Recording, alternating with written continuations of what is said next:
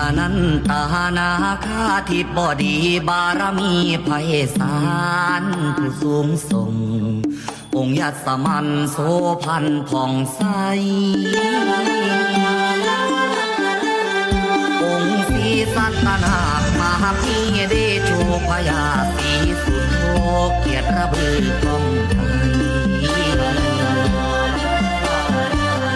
องค์เพชรพัทราสิริชุมโสปินองค์พญามุจจรินทวินทำนำผัดไทย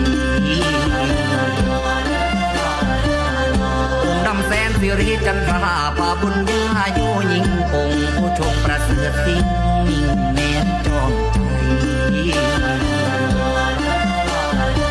องค์ขันตสีเทวาริทากันลำเก่าพระองค์ทรงธรรมเลิศลำที่สุด